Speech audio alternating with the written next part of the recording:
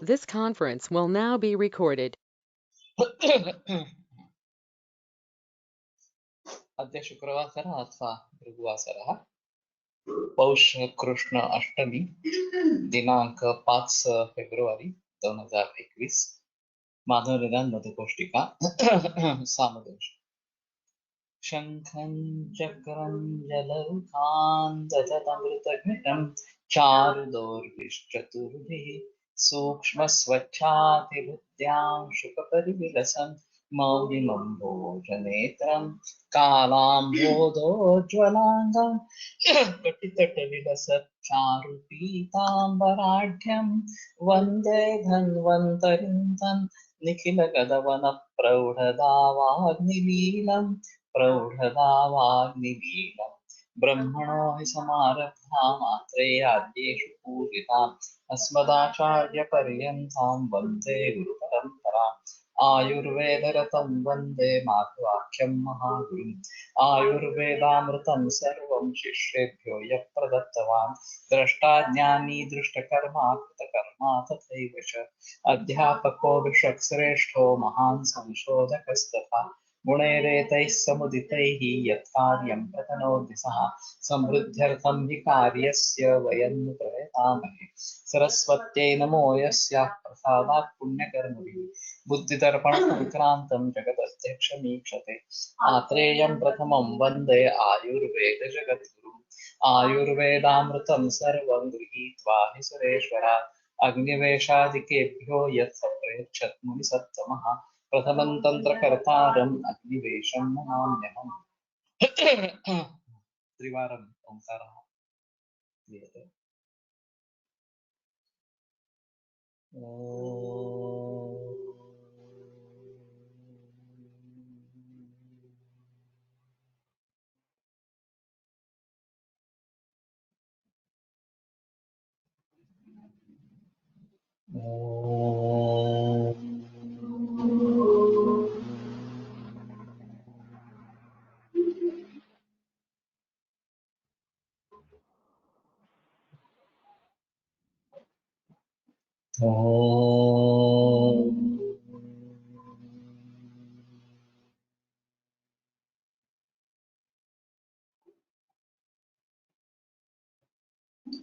ॐ शान्ति शान्ति शान्ति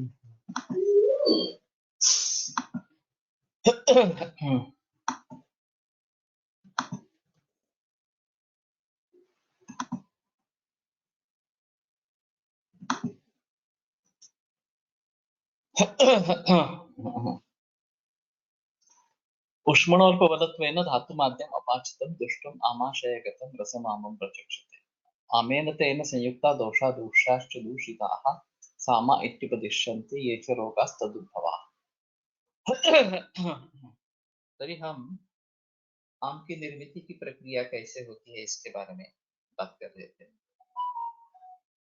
और उष्मणोल्पबलत्वेन ये जो है ये सापेक्ष संज्ञा है ये मैंने जिक्र किया था कि जितना भी अग्नि है उसकी अपेक्षा से जो भी अन्न सेवन किया जा रहा है जितनी मात्रा में सेवन किया जा रहा है और बाकी आहार परिणाम कर भाव किस प्रकार के हैं इसके ऊपर उसका भली भांति पचन होना या नहीं होना ये निर्भर इस प्रकार का रहेगा और अगर इस प्रकार से पचन नहीं होता है तो फिर ये आम की प्रक्रिया बनती है और जैसे मैंने कहा कि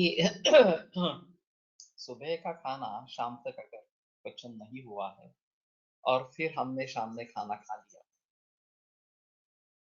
तो ये उतनी तकलीफ वाली बात नहीं है इतनी पीड़ाजनक बात नहीं है लेकिन शाम का खाना अगर सुबह पचा नहीं हो मलमूत्र विसर्जन अच्छी तरीके से नहीं हुआ हो तो ये बिल्कुल बिगड़ जाता है तो इसलिए विमानस्थान अध्याय 2 में अजीर्णेतु भुंजानस्य या पहले अध्याय विमानस्थान के कि अगर पहला अन्न अजीर्ण है और उसी में आपने दूसरा अन्न सेवन किया तो न कि पहला पच पाता है न ही दूसरा पच पाता।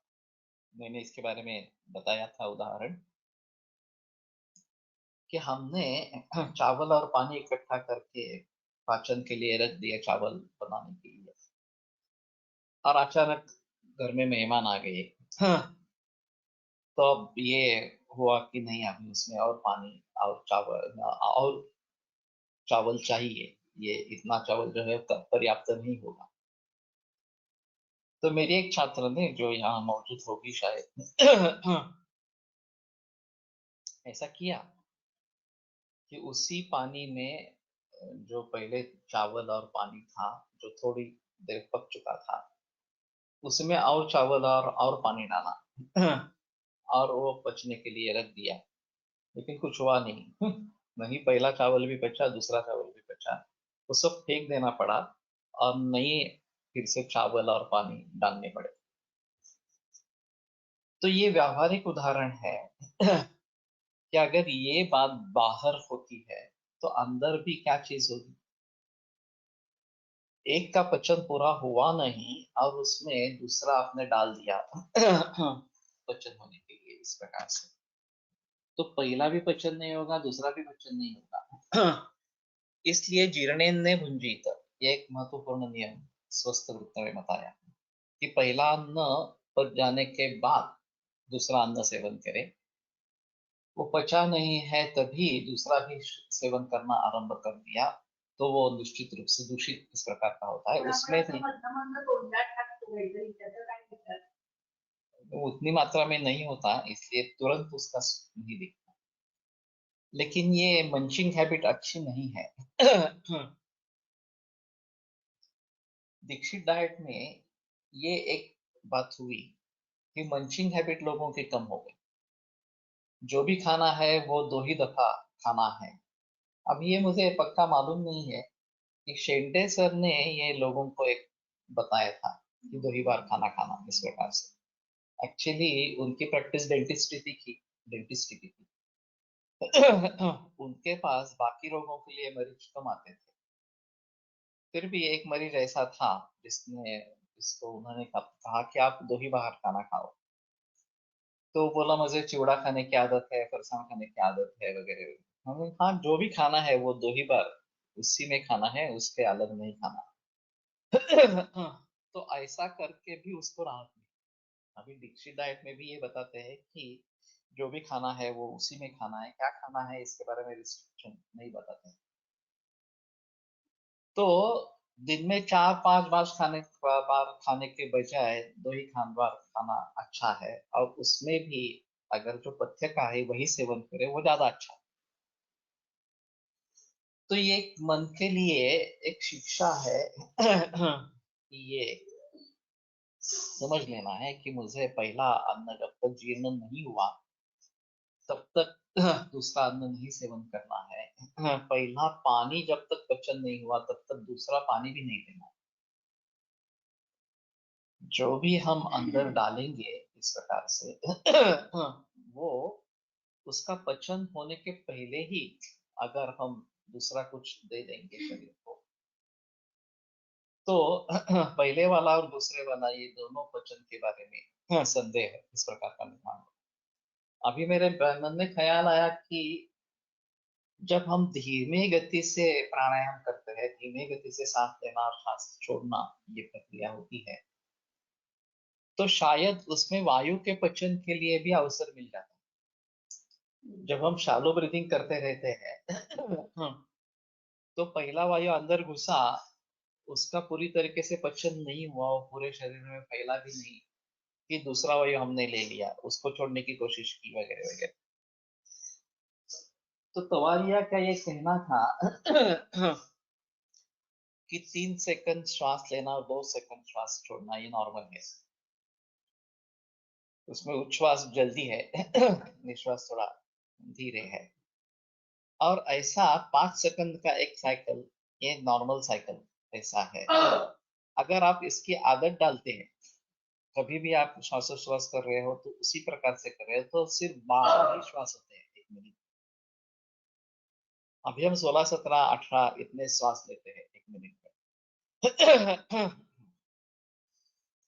तो ये अगर धीमी गति से करेंगे तो संभवतः उसका पचन होने के लिए अवसर शरीर में प्राप्त होगा, ये भी एक अहम चीज इस प्रकार से है।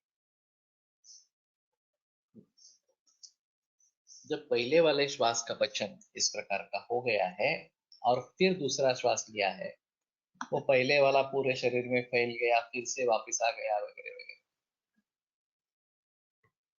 डेंटल त्रास असल्यास 2 वेळाच्या खाण्याने लवकर उपशय मिळतो, मुखगत अवयवांना आराम पण मिळतो।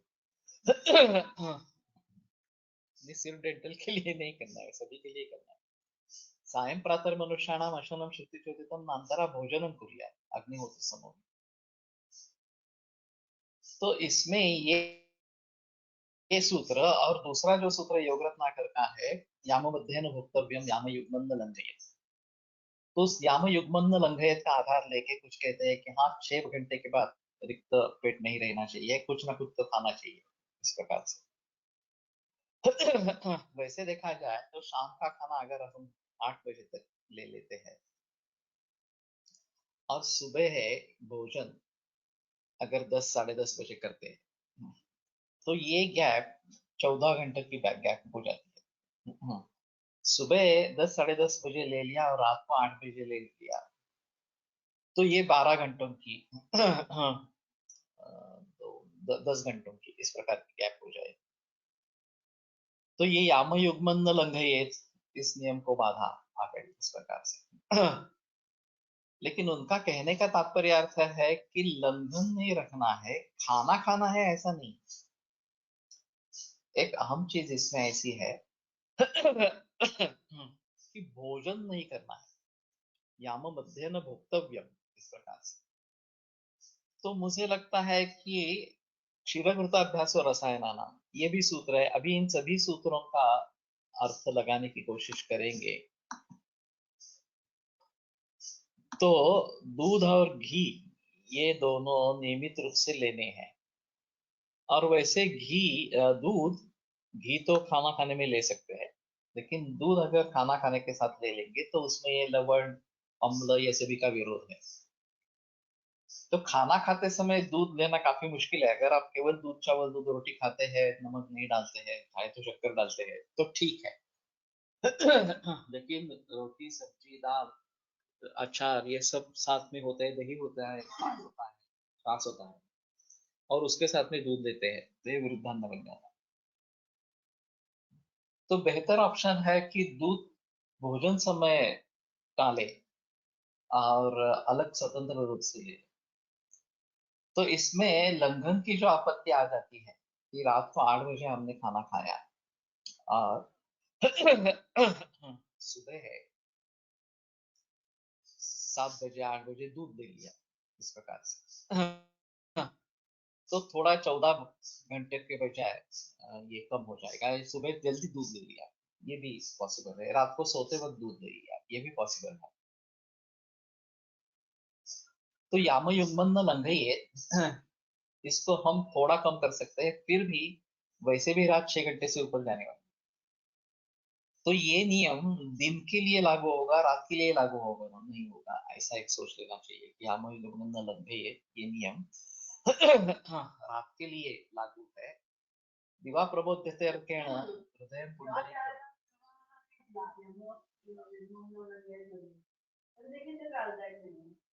रात्री का दिवसाच्याच कालावधीमध्ये एक याम म्हणजे 6 तास ना, एक याम म्हणजे 3 तास, याम युग्म म्हणजे 6 तास। हो ना, मग याम युग्म ना 6 तास हा 10 ला गेला 11 12 3 वाजता तुम्ही नाही येत ना, मी तेच सांगतोय तुला, फक्त हा नियम रात्री उठून मध्यरात्री दूध प्यायचं किंवा काय करायचं असं नाही। I was having one case, young boy 20 years old suddenly developed akshepaka sarvanga, tivra shirashul agnimadya, tivra udarshul, changes in brain MRI, abdominal lymphadenopathy, treated as ajivna which caused raktadushti. Jaropavacharana done repeatedly on abdomen and head. After Pachana Basti, patient recovered completely for 3 months. Acute and fatal effect of adrenaline vaccine. अच्छी case है बहुत। Publish करो।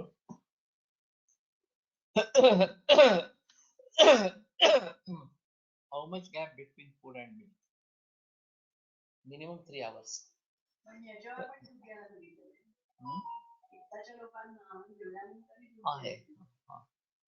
अगर कटु विधाई वगैरह इस प्रकार का सेवन करते हैं तो भोजन के बाद भी दूध ले सकते हैं, नहीं तो 3 घंटों के बाद अगर दूध देते हैं तो कोई दिक्कत नहीं। तो पहले ये निश्चित कर लेना है कि ये यामो युग्मन न लग गई है, ये दिन के लिए है या रात के लिए है या दोनों के लिए। तो मान लेते हैं कि रात के लिए ये लागू करने का कोई संबंध नहीं है, रात में उठकर किसी को दूध देना या खाना खाना है ऐसे तो नहीं, नींद हमें अच्छी आनी चाहिए। नींद ब्रेक नहीं होनी चाहिए। तो ठीक है कि ये दिन के लिए, दिन में 3 घंटों तक कुछ नहीं खाना है और 6 घंटों तक खाली पेट नहीं रहना है। तो उसमें दूसरी बात हो सकती है कि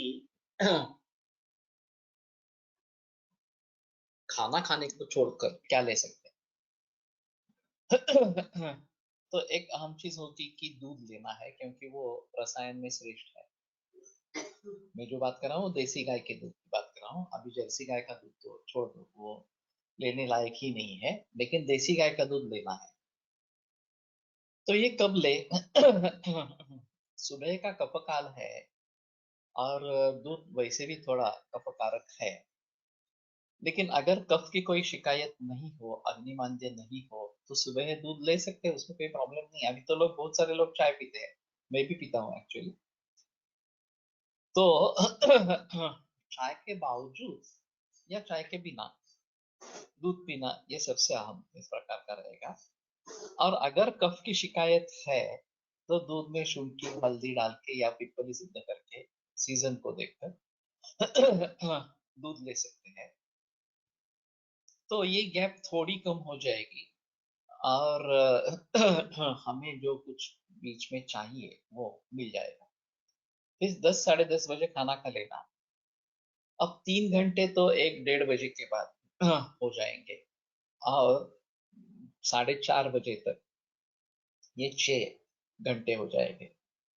तो उसमें बीच अभी हम ज्यादातर चाय लेते हैं। तो चाय या दूध, दूध की चाय बनाओ ऐसा मैं सुझाव देता हूँ ताकि उससे दूध ज्यादा से ज्यादा जाए। और दूसरी चीज हो सकती है फल ले सकते हैं। हाँ।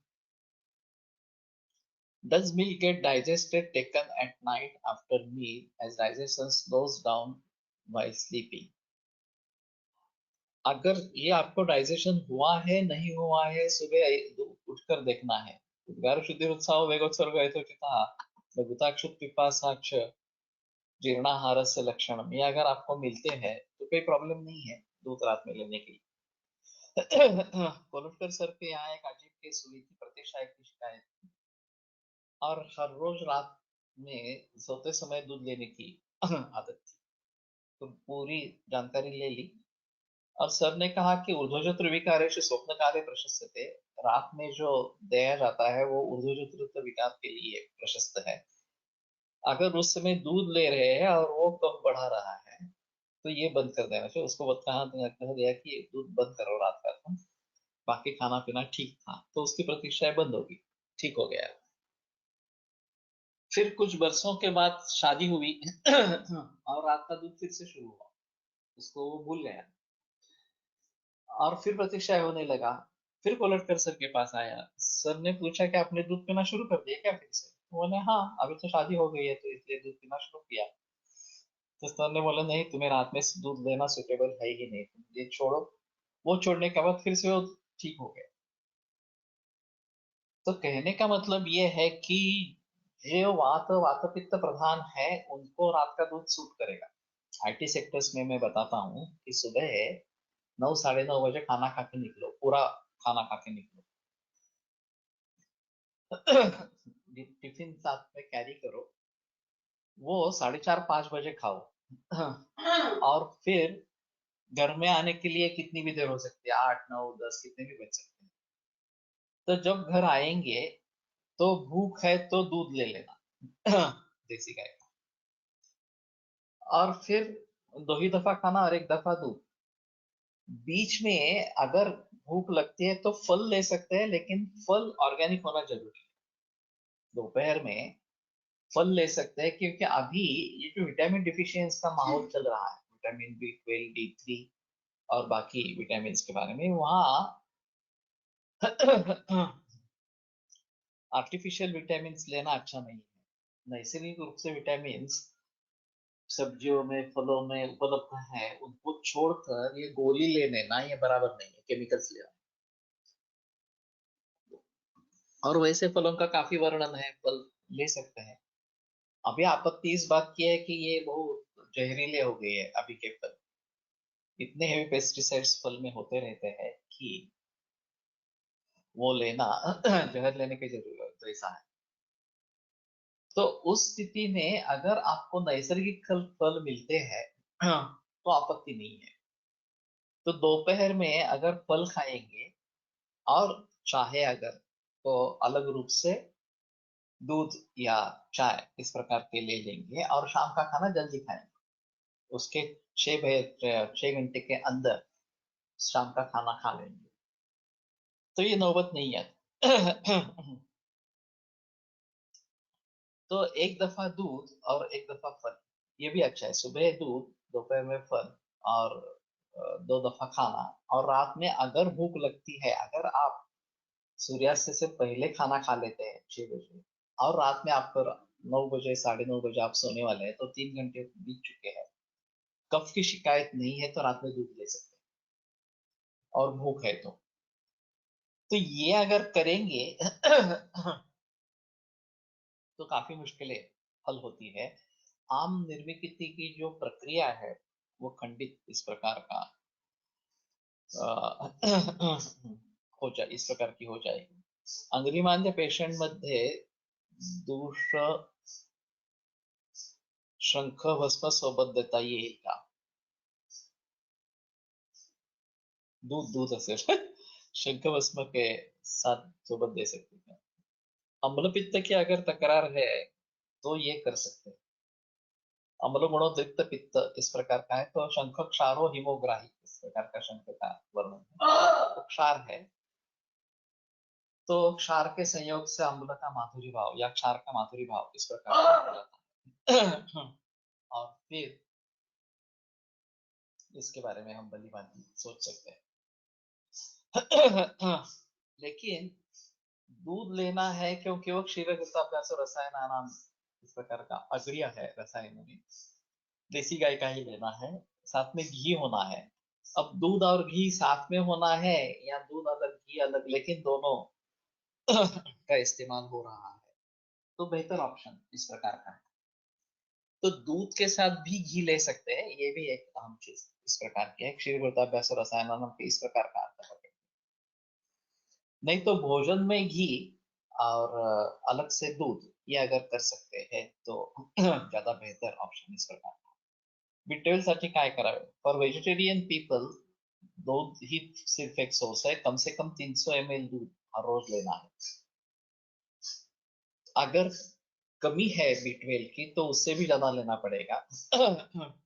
नहीं तो कुछ दिनों तक सप्लीमेंट्स लेके या आपूर्ति करने की, और फिर दूध से मेंटेन करने, ये आवश्यक इस प्रकार का रहेगा। Tea taken in the morning before any solid meal affects digestion as well. Many people take tea repeatedly in the morning. Also, it is kashaya rasatmaka and can affect digestion.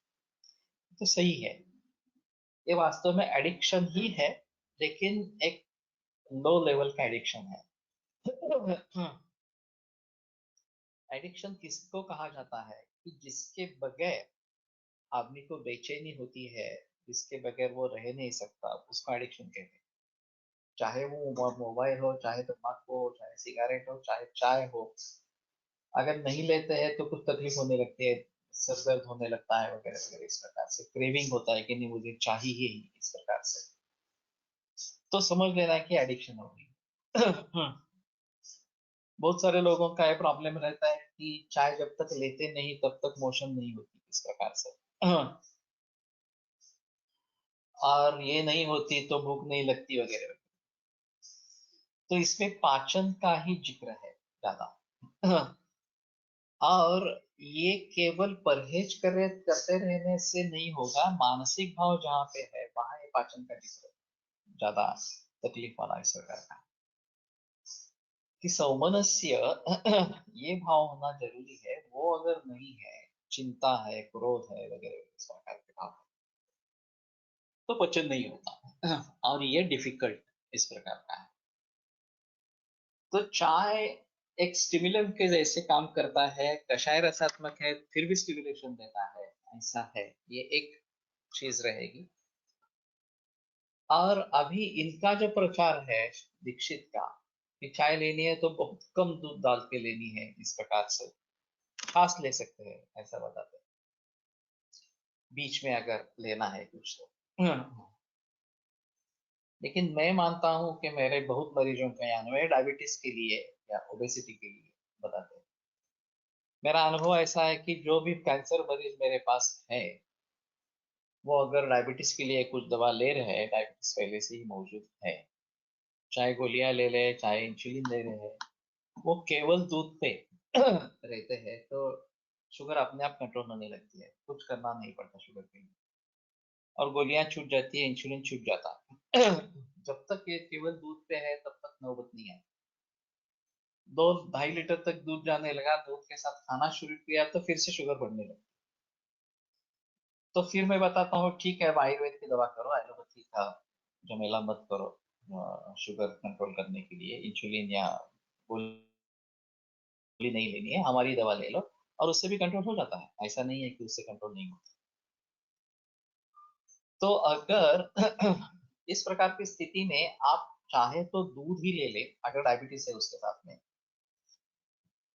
अगर लेना है चाय लेनी है तो दूध की ही चाय बनाओ, तो कम से कम उसमें दूध ज्यादा से ज्यादा रहेगा। कषाय रस चाय का जो है उसके लिए ये ज्यादा बेहतर इस प्रकार का ऑप्शन रहेगा। तो और 2-3 बार चाय लेना ये भी बराबर नहीं है, एक ही बार लेना वास्तविक अच्छा है। सिर्फ ये जो मोशन का प्रॉब्लम है, ये तकलीफ वाला इस प्रकार का रहता है। B12 चा पुन्हा सांगा सर, आवाज कट झाला। B12 अगर कम है, वो तो सभी लोगों में कम पाया जाता है, तो वेजिटेरियन लोगों के लिए दिक्कत है, नॉन वेजिटेरियन लोगों को मांसाहार से मिल जाता है, क्योंकि ये एनिमल प्रोडक्ट ही है।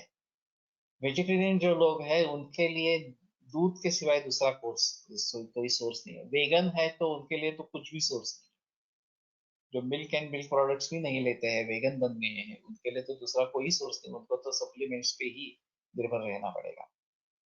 लेकिन जो दूध ले सकते हैं, वेगन नहीं है, वो 300 ml दूध कम से कम होना चाहिए।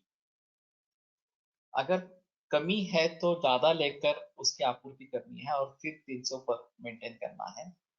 नहीं तो शुरू में कुछ सप्लीमेंट लेके, हाँ, लेवल बढ़ाओ और फिर मेंटेन करो। ये दूसरा तरीका इस प्रकार का होगा फॉर वेजिटेरियन पीपल, वैसे ही बताया। हल्ली अनेक रुग्ण ऍसिडिटी होते म्हणून कोरा चहा घेतात, हा समज कुठून आला कळत नाही। हाँ, ये गलत ही है। वास्तव में चाय एसिडिटी करने वाला इस प्रकार का है। अभी ये जो कॉमन प्रचलन में चीजें हैं, जैसे कि चाय हो गई, बहुत सारे लोग बहुत बार पीते रहते हैं इस प्रकार से, तो उसके परिणाम क्या निकलेंगे इसके बारे में सोचना जरूरी है। तो कुछ लोगों ने प्रयास किया है इस प्रकार का करने का, सोचने का, कुछ लेख लिखे गए हैं, तो एक बार देखे और अपने तरीके से भी सोचे। ये तिक्त कषाय रसात्मक इस प्रकार की चीज है। और उत्तेजन जो मिलता है उससे, ये एक सबसे अहम चीज है कि ये इस प्रकार से एडिक्शन बनने के लिए उसमें कुछ घटक है कि जो आपको उत्तेजन देता है, स्फूर्ति मिलती है, ऐसा लोग मानते हैं चाय पीने के बाद। विशेषतः आप थक गए हैं और चाय पी ली तो उत्साह हो गया, ऐसा लोगों का अनुभव रहता है। तो जैसे मैंने कहा ये लो लेवल का एडिक्शन है, लेकिन एडिक्शन ही है, उसमें संदेह है इस प्रकार का नहीं है। तो ये गलत बात है कि ये नहीं ले, दूध लेने से या शक्कर डालने से वास्तव में उसके ये जो गुण है, तिक्त कषाय रस है, वो थोड़ा कम हो जाएंगे। उष्ण गुण का फायदा मिलेगा, पीते हैं तो गर्म गर्म ही पीते हैं, तो उस उष्ण गुण का कुछ फायदा उसमें मिलेगा।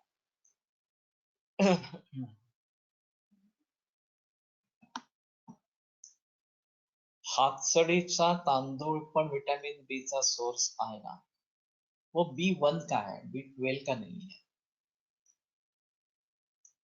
तो B12 के लिए नहीं है, B1 का सोर्स है।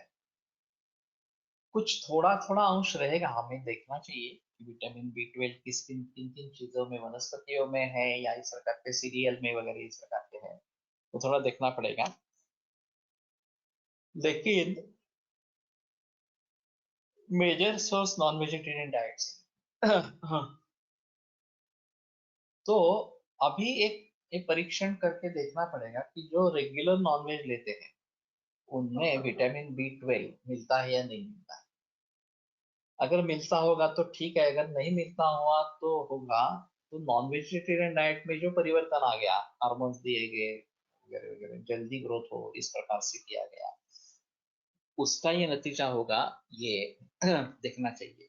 अब मैं भी थोड़ा जिक्र करूंगा, क्योंकि बहुत सारे मरीजों को ये सुझाव दिया जाता है कि B12 करो, B3 करो इस प्रकार से। वो नॉन वेजिटेरियन है या नहीं है ये देखना, और अगर नॉन वेजिटेरियन है और फिर भी B12 की कमी है तो देखना सोचना पड़ेगा उसके बारे में। और वेजिटेरियन है और फिर भी अच्छा है तो शायद सप्लीमेंट्स लेते होंगे, तो ये पूछना पड़ेगा कि सप्लीमेंट्स ले रहे हैं क्या इस प्रकार से। फक्त दुधाचा चहा विरुद्ध आहार अजीर्णचे कारण बनू शकतो, तो का नहीं होगा। विरुद्ध आहार नहीं कहेंगे उसको। तिक्त और कषाय रस है जो दूध के साथ विरोध नहीं है। वैसे हम गुरुची सिद्ध क्षीर करते हैं, कषाय रस से सिद्ध दूध नहीं बनाया जाता, लेकिन अर्जुन है, अर्जुन सिद्ध क्षीर पाक रुद्रक के लिए बनाते हैं, तो वो भी कषाय रसात्मक इस प्रकार का है। तो ये विरुद्धार नहीं कहलाएगा, हाँ, बल्कि उसके परिणामों को कम करने वाला इस प्रकार का रहेगा। विटामिन एक्सेट्रा आवाज भी पंचभौतिक तत्व विचारात घेऊन आहाराचे नियोजन करणे अधिक योग्य ठरेल असे वाटते। विटामिन्स एक्सेट्रा ऐवजी पंचभौतिक तत्व विचारात घेऊन आहाराचे नियोजन करणे अधिक योग्य ठरेल असे वाटते। ऐसा है ना, लोगों के मन में ये बातें सभी बैठ गई है। ये एक चीज है। दूसरी चीज ऐसी है कि विटामिन B12 की डिफिशियंसी है, D3 की डिफिशियंसी है, ये सप्लीमेंट्स ले लिए और उसके साथ जो सिम्टम्स थे वो कम हो गए। B12 की वजह से एनीमिया हो गया था, B12 की आपूर्ति होने के बाद एनीमिया ठीक होने लगा, हीमोग्लोबिन बढ़ने लगा। ये अनुभव है, वास्तव में अनुभव। D3 का देने के बाद ऑस्टियोपोरोसिस और उस संबंधी जो वेदनाएं वगैरह हैं वो कम होती है, ये भी अनुभव है।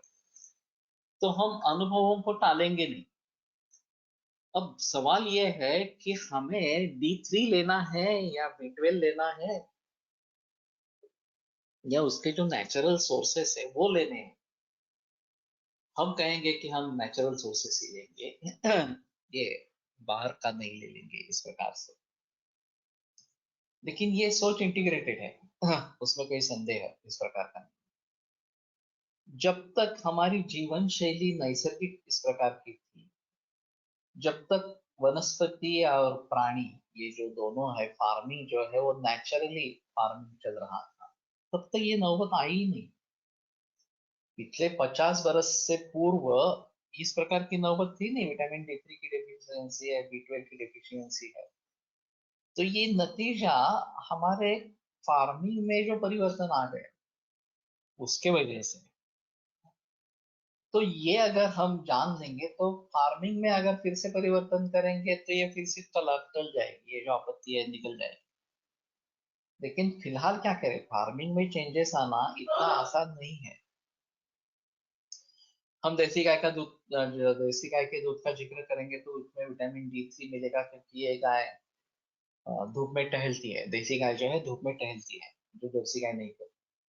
तो उसके अंदर विटामिन D3 बन जाता है, वो दूध के जरिए, घी के जरिए हमें मिल सकता है। उसी दूध में हमें B12 भी मिल जाएगा। तो देसी गाय का दूध आरंभ करेंगे कम से कम 300 ml। हमारा कप जो रहता है वो 150 ml का करीबन रहता है। तो मिनिमम 2 कप दूध लेना है दिन में। एक साथ ले लो या डिवाइड करके ले लो, लेकिन 300 ml तो लेना ही है इस प्रकार से। तो सुबह ले लिया, शाम को ले लिया, और चाय के जरिए भी दूध गया। मान लेते हैं कि चाय पी है, फिर भी उसके साथ दूध ले लिया है, इस प्रकार से दूध वाली चाय बनी है। तो किसी भी तरीके से इतने 300-400 ml की आपूर्ति अगर होती है तो ठीक है। अभी इलेक्ट्रोलाइट इम्बैलेंस वगैरह वगैरह भी रहते हैं, और हमारे जो बर्तन है स्टेनलेस स्टील का बर्तन इस्तेमाल में आ रहे, लोह की कमी है। तो ये तो सिंपल है कि लोहे की कढ़ाई का प्रयोग करो सब्जी दाल बनाने के लिए, और बाद में शिफ्ट करो। अगर उसके कालापन से आपको कुछ तकलीफ होती है देखने में एक्चुअली, तो उसको शिफ्ट करो। तो इससे लोहो की आपूर्ति हो जाती है, और आयरन डेफिशिएंसी एनीमिया ठीक हो जाता है। तो इन सभी का प्रचलन अगर हम करेंगे तो हमारे घर में प्रयोग शुरू करेंगे। हम बहुत सारे बरसों से लोहे की कढ़ाई प्रयोग करते हैं दाल और सब्जी बनाने के लिए। बहुत सारे बरसों से देसी गाय का दूध चल रहा है, जिक्र चल रहा है इस प्रकार से। ऑर्गेनिक या नैसर्गिक खा रहे हैं, ऑर्गेनिक से भी परे नैसर्गिक ही खा रहे हैं इस प्रकार से। तो इसके नतीजे मिलने ही चाहिए, उसमें उसमें जो फायदे हैं वो हमें मिलने ही चाहिए, उसमें कोई संदेह नहीं। फिर भी मानव स्वभाव का एक जिक्र रहता ही है। खास करके मेरे प्रैक्टिस में कैंसर के इतने एडवांस मरीज पूरे देश भर के, विश्व भर के रहते हैं। तो कितना भी आप टालने की कोशिश करो, फोन आते रहते हैं, अभी ऐसी स्थिति है, क्या करे वगैरह वगैरह इस प्रकार से। सामने मरीज आता है तो भी ये दिक्कत हो जाती है। तो कितना भी आप प्रसन्न रहने की कोशिश करो, ये मुश्किल होता है। और ये एक प्रैक्टिकल अनुभव इस प्रकार का। ये छोड़ो, आप जिस विषय में चिंता नहीं करनी है उसमें भी अगर हम चिंता करने लगते हैं तो चिंता का विषय है ही नहीं इस प्रकार। वो तो सबसे बुरा है। जो चिंता का विषय है, उस विषय को लेकर चिंता कर रहे हैं तो ठीक है, मान समझ सकते हैं, वो चिंता कब कैसे करेंगे उसके बारे में सोचना है। लेकिन जो चिंता का विषय है ही नहीं, आज पानी आया नहीं वगैरह इस प्रकार से, तो लोग उस चिंता में पड़ जाते हैं। अरे बाप रे, आज काम वाली वही नहीं आई तो मैं कैसे करूँ इस प्रकार से। तो ये फालतू चिंताएं इस प्रकार के हैं। जो सच्ची चिंता ये है, ऑस्टियोसार्कोमा का लड़का ऑस्टियोसार्कोमा का शिकार है, 18 वर्ष का है, 14 वर्ष का है, और बहुत पेन है, चिंता का विषय है। केवल पेन किलर देने से ये तो नहीं होता है, किस प्रकार से उसको आगे लेके जाना है, ये चिंता का विषय, ये वास्तव चिंता है। लेकिन इस प्रकार की कोई चिंता न होने के बावजूद भी लोग चिंता करते रहते हैं, और फिर पचन नहीं होता है, और फिर पचन नहीं होता है तो ये मार्ग ढूंढे जाते हैं। पचन नहीं होता है तो कॉन्स्टिपेशन होता है, कॉन्स्टिपेशन होता है तो उसके लिए चाय, ये मार्ग ढूंढते हैं। उससे थोड़ा रिलीफ उनको मिलता है तो उन्हें लगता है कि हाँ ये सही है, यही करना चाहिए। T is a combination of alleged fungus plus glucose plus milk as fat, which is why combination it is only addiction, I think. Modern नुसार रेड वाईन हा B12चा सोर्स आहे, तर काळ्या मनुका किंवा द्राक्षासवही काम करतील का, देखना चाहिए। अभी इंटरनेट में काफी जानकारी मिलती है कि B12 के सोर्सेस क्या है। अगर काली मनुका सोर्स है तो उसके बारे में सोचना चाहिए। टी में भी संस्कार विरुद्ध और रॉन्ग संस्कार. Boiling milk, tea powder, and sugar together is one method. Adding three things boiled separately in one case tea is compound in one cup tea, and others its mixture. ये तो उसके बारे में काफी बहस करनी पड़ेगी कि चाय कैसे बनाते हैं. उसमें जो स्वाद, जो गंध और एक कंसिस्टेंसी, इन तीनों को देखना चाहिए. और फिर इससे जो स्फूर्ति मिलती है, ऐसा लोगों का अनुभव है, खास करके आप थक कर आए हैं, तो थक गए हैं, तो ये लेने से स्फूर्ति मिलती है, ऐसा लोगों का अनुभव है. तो उसके बारे में कैसे सोचना है. सबसे अहम ये है कि ये एडिक्शन है, ये मान लेना है, और अभी हमें ये छोड़ना है. इसके बारे में संदेह है, इस प्रकार का नहीं है. फिर भी उसके दुष्परिणामों को कैसे कम कर सकेंगे, ये एक अहम मुद्दा इस प्रकार में रहेगा. और वैसे मैंने कहा कि चिंता ये विषय काफी गहरा है. अब योग सूत्र पढ़ रहे हैं, ये चिंता के बारे में सोच रहे हैं कि किस प्रकार से चिंता को टाला जा सकता है और भली भांति विचार किस प्रकार से कर सकते हैं. तो योग चित्तवृत्ति निरोधा, ये अगर हम अच्छी तरीके से कर पाते हैं तो ये नौबत नहीं आएगी इस प्रकार से. तो फिजिकल लेवल पर जो चेंजेस करने हैं, दिनचर्या के बारे में, सुबह जल्दी उठना, रात में जल्दी सोना, वगैरह वगैरह, ये सब बातें करना. खाना समय पे खाना, नैसर्गिक खाना, या कम से कम ऑर्गेनिक तो ही खाना. इस प्रकार से देसी गाय का दूध लेते रहना, अच्छे फल लेते रहना. एक अभी मॉडर्न साइंस में जो परिवर्तन आए हैं, जो भी हिस्टोरिकली देखते हैं अगर, तो पहले जमाने में विटामिन की कमी, इसके कारण उत्पन्न होने वाले रोग, ये हम स्कूल लेवल पे पढ़ते आए कि ए विटामिन डिफिशियंसी होने से ये होता है, बी डिफिशियंसी होने से ये होता है, सी डिफिशियंसी होने से ये होता है, ई डिफिशियंसी होने से ये होता है, वगैरह.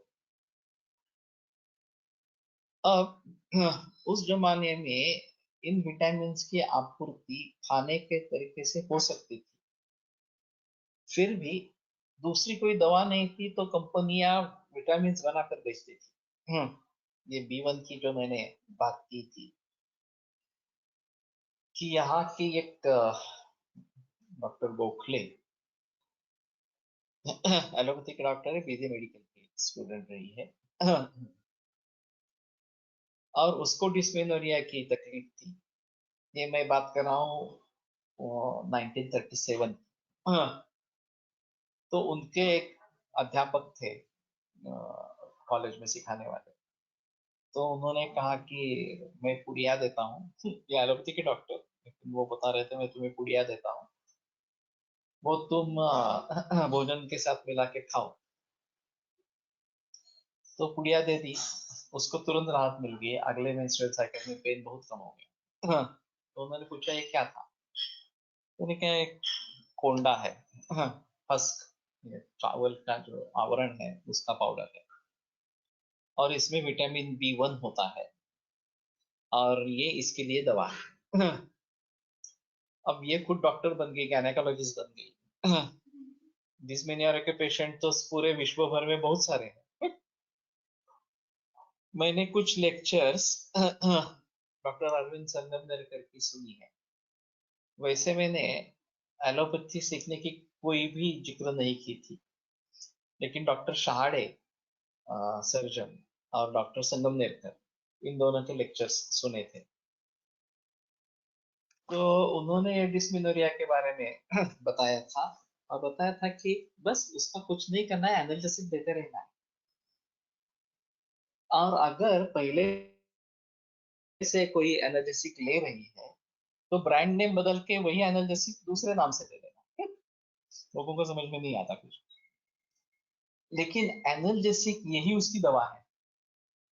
अब मैं तो चौंक गया ये सुनकर, हमारे हिसाब में शूलम नरते नीला, शूल जो है वायु के सिवाय नहीं है, और वायु का प्रकोप जो है वो मार्गस्य आवरणेन वा वायु धातुक्षय कोप मार्गस्य आवरणेन वा। तो हमें धातुक्षय जन्य है या मार्गावरोध जन्य है ये देखकर उसकी चिकित्सा करनी है। फिर भी उसमें क्लॉट्स है नहीं है, ब्लीडिंग कितना है, समय पे आ रहा है नहीं आ रहा है, इन सभी भावों को देखकर योग्य चिकित्सा करनी है। वेद ग्रंथार्थ पाठाव्योक्ष वृक्ष का जन्म, अगर ग्रथित अर्थ है तो ये योग देना है, अगर ग्रथित नहीं है फिर भी शूल है तो ये गुरुची रासना वो सूर्यमासा इस प्रकार का देना है। या चंद्रप्रभा तो सभी में देख सकते हैं। संचित होता रहता है तो एक अलग चीज है, स्रोतों में दूर करने के लिए देना है वगैरह। तो कहने का तात्पर्य अर्थ हमारे हिसाब में इस प्रकार का डिस्मेनोरिया किस तरीके से देखना है ये एक अलग चीज हुई। लेकिन एलोपैथी के अनुसार अगर ये B1 की डिफिशियंसी है और वो चावल की आवरण में मिलता है, तो पहले जो हैंड पाउंड राइस रहता था, हाथ से भी था, वही करना है। अभी ये गिरनी में पॉलिशिंग होना शुरू हो गया और सभी जो आवरण है वो निकाल देना इस प्रकार का आरंभ हो गया, तो उससे ये तकलीफ हो गई कि ये डिस्मेनोरिया बढ़ गया। तो कोई कारण ढूंढने के लिए जाता ही नहीं है ना, डिस्मेनोरिया क्यों हो रहा है, एलोपैथी के हिसाब से ही सही, लेकिन कारण तो ढूंढो।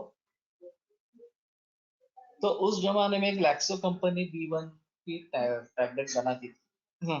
तो इन्होंने काफी लोगों को टैबलेट दे दी, उनको रिलीफ भी मिल गया। तो उन्होंने 30 लड़कियों पर ये संशोधन करके लैंसेट को रिपोर्ट भेजा। लैंसेट ने कहा कि 30 ये सैंपल साइज बराबर में कम से कम 500 होनी चाहिए। तो फिर इन्होंने करवे नगर स्त्री शिक्षण संस्था, इंग्लिश शिक्षण संस्था, इसमें 500 लड़कियों पर ये प्रयोग किया और फिर उसका रिपोर्ट भेजा। अब लैंसेट का यह कहना था कि ये मेडिसिन नहीं है, विटामिन है। ये बड़ी अजीब बात है। अगर जो भी द्रव्य, चाहे वो औषध हो चाहे वो आहार हो, वो थेरापेटिक काम कर रहा है, जैसे रोग की मुक्ति का काम कर रहा है, तो उसको उस प्रकार का औषध कहना जरूरी है। हमारा जो वर्गीकरण है, किंचित दोष प्रशमनम, किंचित धातु प्रदूषणम, स्वस्थ मतम, किंचित त्रिविधम द्रव्य मुच्यते। तो उसमें चक्रपाणी दत्त की टीका बहुत अच्छी है। कि ये जो क्लासिफिकेशन है, ये क्लासिफिकेशन गलत है, क्योंकि एक द्रव्य दोनों में जा सकता है। जो आहार द्रव्य बता रहे हैं स्वस्थ वृत्त हित, वो रोग का कारण भी बन सकता है अगर वो ठीक तरीके से नहीं लिया, और वो चिकित्सा भी बन जाती है अगर आप उसको भली भांति प्रयोग करते हैं तो ये क्लासिफिकेशन का कोई मतलब ही नहीं है। तो फिर उन्होंने उसका समाधान करने की कोशिश की है कि प्रायिकत्वेन, जो स्वस्थ वृत्त में जाएगा, जो औषध में जाएगा, जो कारणों में जाएगा, उसके आधार पर ये देखना है।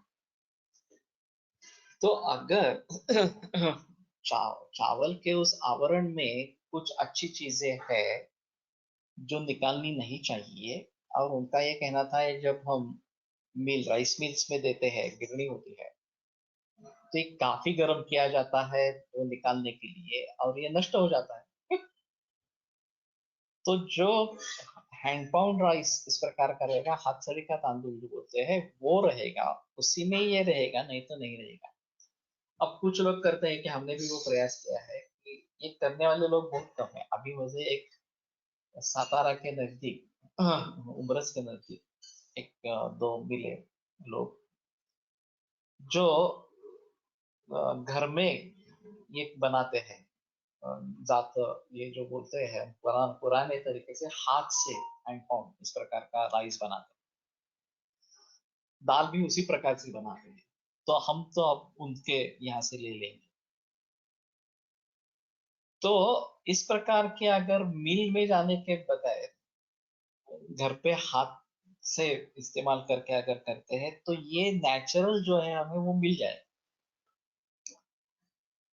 फिलहाल परिस्थिति ऐसी है कि इतने बड़े पैमाने पर करना है, और मैं तो मानता हूं कि भारत में लोगों की कमी नहीं है। अभी लोग काम नहीं कर रहे हैं, इसलिए यांत्रिकीकरण ज्यादा बढ़ गया। पहले मेहनत का काम करते थे और मेहनत के काम से उनकी रोजी रोटी होती थी। तो अगर आप उतने पढ़े लिखे नहीं हैं और आप मेहनत का काम कर सकते हैं, तो उसमें कोई प्रॉब्लम नहीं होनी चाहिए वास्तव में। लेकिन ऐसा है ना कि जो उच्च शिक्षित इस प्रकार का व्यक्ति है, वो टेबल वर्क में चला जाता है, इंटेलेक्चुअल वर्क में चला जाता है, बहुत ज्यादा पैसा कमाता है। और जो मजदूर है, वो मजदूर ही रहते हैं, और वो उतना पैसा कमा ही नहीं सकते इस प्रकार से। और वो काम कर नहीं रहे, इसलिए यांत्रिकीकरण बढ़ गया, मैकेनाइज्ड अप्रोच आ गया, और फिर उसमें बहुत सारी तरक्की की गई। तो अगर हमें इन परंपराओं को पुनरुज्जीवित करना है, तो उस श्रम को प्रतिष्ठा प्राप्त होनी चाहिए। अभी प्रतिष्ठा जो विषय है, वो पैसों पर निर्भर है। जिसके पास पैसे है, किसी भी तरीके से आए पैसे है, वो प्रतिष्ठित है। और जिसके पास पैसे नहीं है, वो चाहे बहुत अच्छा हो, नैतिक काम उसका बहुत अच्छा हो, फिर भी वो प्रतिष्ठित नहीं। ये जो एक श्लोक अष्टांग संग्रह में आया है कि अर्थविद्या अर्थबंध वयो विद्या वृत्त पूजा यथोक्तम, इसमें आचरण वाला, श्रेष्ठ आचरण वाला व्यक्ति सबसे श्रेष्ठ, अर्थ वाला सबसे कम श्रेष्ठ है, सबसे कम पूजनीय इस प्रकार का है। उससे ज्यादा बंधु, उससे ज्यादा वय, उसके ज्यादा अर्थबंधु वयो विद्या वृत्त, और उससे भी ज्यादा वृत्त आचरण। तो आचरण का सबसे अहम महत्व इस प्रकार का है। तो ये पूरा माहौल बदलना चाहिए। जो चाणक्य का कहना था कि शिक्षक ही बैकबोन है पूरे राष्ट्र का, इस प्रकार का। कहाँ गया शिक्षक का वो सम्मान? शिक्षक को हमने शिक्षण सेवक कर दिया इस प्रकार से। और अच्छे शिक्षक रहे ही नहीं, अध्यापक रहे ही नहीं इस प्रकार से। हातसडीचा असला तरी इंद्रायणी तांदळाचा भात सध्या कुकरमध्ये बनवतात, त्यामुळे पचायला गुरु पडते असे वाटते, तर भात तयार करण्याची पद्धतच बदलावी लागेल। वास्तव में ऐसा है, प्रेशर कुकर में करना और खुले बर्तन में करना, ये अलग चीज रहेगी। और ये तांबे की तपेली या पित्तल की तपेली इस प्रकार की रहती थी। उसका मुख थोड़ा छोटा रहता था, और जो बेस है वो बड़ा रहता था, और मंद आंच पर ये होता था। और पानी डाला था, पानी डाला जाता था, निकाला जाता था, उसका भी सेवन करते थे। एक कोकण में जो प्रचलन था, वो उसमें जो पेज इस प्रकार की निकलती है, पेया, वो सुबह पी लेते थे। भात पकता रहता था, और फिर दोपहर में भात हो जाता तो उसके साथ दाल लेते या मिर्च ले लेते थे इस प्रकार से। और उसकी एक अलग टेस्ट रहती है। अगर इस प्रकार का नेचुरल चावल है, इस प्रकार से नैसर्गिक पद्धति से धीमे गति से उसको पचाते हैं, तो ये बहुत अच्छा है। अभी हमें 10 बजे खाना चाहिए, और इस प्रकार से तो करना होगा, तो 6 बजे चावल रखना पड़ेगा बनाने के लिए वगैरह इस प्रकार से, ओपन बेसन। तो काफी मुश्किल इस प्रकार का हो गया, इसलिए ये प्रेशर कुकर का प्रचलन आ गया।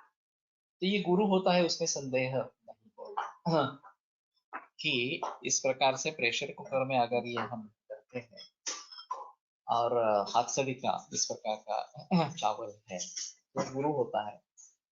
तो अभी उसमें तरीके है कुछ कि उसको भिगो के रखना पानी में, तो उसका संहत्व जो है वो थोड़ा कम हो जाता है, और पकने में थोड़ा सा आसान।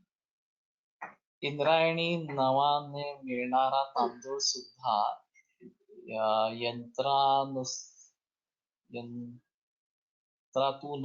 काढलेला असतो, पण कमी पॉलिश नसतो। नहीं, कुछ जगह ये मिलता है, हैंड पॉलिश मिलता है। ज्यादा महंगा होता है, और ये भी 1 बरस पुराना होना चाहिए। चावल गेहूं ये दोनों 1 बरस पुराने होने चाहिए। बहुत प्रचलन नहीं रहा कि ताजा आया वही इस्तेमाल किया, और ये डायबिटीज का एक अहम कारण है। नवम धान्यम अभिसंधि, तो नवधान्य का सेवन नहीं करना है, ऐसा ग्रंथों का निर्देश इस प्रकार का है। तो अभी इस दृष्टि से पूरे स्वस्थ वृत्त को देखना, क्या क्या परिवर्तन आए हैं। अभी हम ऑर्गेनिक की भी बात नहीं करते, ये तो और भी आगे होगा कि किस प्रकार का चावल है, 1 बरस पुराना है या नहीं है, पॉलिश कितना किया गया है या हाथ से किया गया है, वगैरह वगैरह। इन सभी भावों को अगर समझेंगे, ये तो हमारे परंपराओं में था तो कोई दिक्कत नहीं थी, परंपरा के अनुसार ये होता रहता था। परंपराएं मिट गई और नई परंपराएं प्रचलन में आ गई, जो अच्छी नहीं है सेहत के लिए। अभी विदेशों में इसके बारे में फिर से जिक्र होने लगा है कि स्लो स्लो कुकर्स आ गए हैं, 4 घंटे या 8 घंटे लगाने वाले कुकर्स, इलेक्ट्रिक पर है। तो सुबह 9 बजे निकलने वाले हैं आप घर से, 8 घंटे वाला कुकर रख दिया बनाने के लिए, शाम को 5 साढ़े 5 बजे घर आए, वो गरम गरम रहेगा कुकर उसमें से दाल चावल वगैरह ले लिया, ये करी बनाई और खाना खा लिया। तो ये क्यों आ रहा है? क्योंकि हमारा स्पीड और यंत्रों का स्पीड इसमें बहुत अंतर है। जब हम हाथ से चटनी बनाते हैं उसका स्पीड, और मिक्सर में चटनी बनाते हैं उसका स्पीड, हाँ, इसमें काफी अंतर है। तो हमारे स्पीड से सुसंगत स्पीड होना चाहिए। हाँ हाँ, इतनी जल्दी हम बनाएंगे तो फास्ट फूड, ये जो अभी कंसेप्ट है कि रेडी टू ईट फूड, सिर्फ उसको गर्म करना और खा लेना। ड्राइव इन इस प्रकार के मैकडोनाल्ड को सेंटर है, एक तरीके से अंदर प्रवेश करो, वहां पे ऑर्डर दे दो, जब तक आप घूम कर दूसरे गेट में आ जाते हैं तब तक आपका ऑर्डर तैयार होती है, आपको डिलीवरी दी जाती है। तो ये ड्राइव थ्रू कंसेप्ट क्यों आई? हमें समय बचाना कि रेडी टू ईट फूड सिर्फ गर्म करके माइक्रोवेव में आपको दिया जाता है, सर्व किया जाता है। तो फिर से गर्म करना अलग बात है, अच्छा नहीं है। माइक्रोवेव में गर्म करना बिल्कुल अच्छा नहीं है, लेकिन वो सबसे आसान तरीका है गर्म करने का। आप पहले गर्म ही नहीं करना है, अगर गर्म करना है तो कम से कम स्टोव वगैरह का इस्तेमाल करेंगे, पर ये तेल का इस्तेमाल करेंगे तो कम हानि होगी। लेकिन कौन देखता है? वैसे वास्तव में देखा जाए तो जंक फूड खाना ही नहीं है, मैकडोनाल्ड में जाना ही नहीं है, ये तो नहीं सोचेंगे। तो कहाँ कहाँ पे हम सोचेंगे, कहाँ कहाँ पे पाबंदी लगाएंगे, ये एक अलग चीज है। जुन्या परंपरा सोडून नवीन आत्मसात करताना फक्त वेळेची बचत हाच एवढाच विचार झाला, बस एवढाच विचार झाला। सिर्फ समय की बचत नहीं है, उसमें कन्वीनियंस भी है सुविधा है। यंत्रों के द्वारा घंटों का काम मिनटों में, ये जो विज्ञापन है कि सच्ची घंटों का काम मिनटों में, और मुझे कुछ कष्ट नहीं करने हैं, तो सुविधा है, इसलिए लोग इसकी तरफ अट्रैक्ट हो गए और एक कष्ट करना ये आदत ही चली गई, और फिर कष्ट नहीं हो रहे हैं इसलिए बीमारी आ रहे हैं, ये भी मालूम पड़ा तो जिम का माहौल शुरू हो कि सीडेंटरी लाइफस्टाइल को फॉलो करना और फिर जिम में जाकर व्यायाम करना, उसको भी पैसे दे देना इस प्रकार से। तो ये सब मनोवृत्तियां हैं कि कहाँ तक हम क्या समझ पाते हैं, और उसके अनुसार किसमें परिवर्तन लाना है, लेकिन मूल रूप में परिवर्तन लाने के बारे में ज्यादा कोई सोचते नहीं है। जो चीज चल रही है उसी में थोड़ा आसान कैसा हो जाए, थोड़ा हानि कम कैसे हो, इसके बारे में अभी सोचते हैं। मूल रूप से परिवर्तन करना है तो उसके लिए काफी जिद करनी पड़ेगी, बहुत निर्धार करना पड़ता है, निश्चय करना पड़ता है कि ये मैं करूंगा इस प्रकार से। मैं ऑर्गेनिक ही खाऊंगा, मैं नैसर्गिक ही खाऊंगा, देसी गाय का ही दूध ले लूंगा, व्यायाम करूंगा, योगाभ्यास करूंगा वगैरह। ये सब करने के लिए मन का निर्धार इस प्रकार का चाहिए। पदार्थ पुन्हा गरम केले की विषय युक्त होते हा रेफरन्स कुठे मिळेल? सकाळचे पदार्थ जसे की पोळी भाजी संध्याकाळी अनेक जण गरम करून खातात। दोस्तों में है, विषय होता है ऐसा नहीं बताया है। पुनरुष्णी कुरुतन तेजत भागवत में है, पुनः गर्म किया हुआ धान नहीं खाना है। उष्णवशनीयत ये भी निर्देश है, गर्म ही खाना है। लेकिन ये गरम जब तैयार हुआ खाना उसी समय जो गरम रहता है वो खा लेना है, बाद में नहीं खाना। कुछ घरों में फिर भी अभी भी ये परंपरा चलती रहती है कि दोनों वक्त का खाना अलग अलग बनता है। अगर घर में गृहिणी है तो ही ये पॉसिबल है। अगर गृहिणी नहीं है, वो भी अभी नौकरी कर रही है, करियर कर रही है, तो फिर रख सकते हैं तो कोई मेड रख सकते हैं कि जो घर में काम करे। वो नहीं है या उस बीच की अवस्था है कि ये खर्च नहीं कर सकते हैं और घर में बना भी नहीं सकते हैं, तो ये सब शॉर्टकट शुरू हो जाता है। मैंने एक वुमन लिबरलाइजेशन, जो स्त्री मुक्ति की ये चळवळ जिसको बोलते हैं, ये निर्माण हुई, उससे फायदा कितना हुआ और नुकसान कितना हुआ ये देखने की जरूरत है। मैंने इसके बारे में परदेशों में विदेशों में भी जिक्र किया था और उन्होंने भी मेरी बात की पुष्टि की थी कि इसके फायदा कितना हुआ है, नुकसान कितना हुआ है देखना चाहिए। एक और अलग में जो आरोग्य में इन्वेस्टमेंट होनी चाहिए, ये जो मेरा कहना है, इन्वेस्टिंग इन हेल्थ, उसमें ये भी जिक्र है, स्त्री मुक्ति का जिक्र है। तो ठीक है, यहीं पे रुकते हैं, कल सिलसिला आगे बढ़ाएंगे।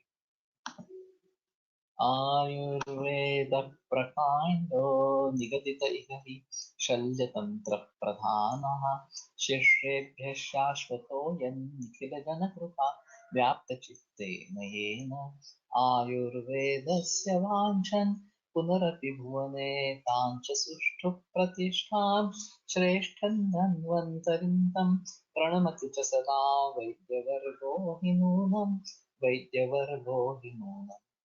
3 बार ओंकार करते हैं।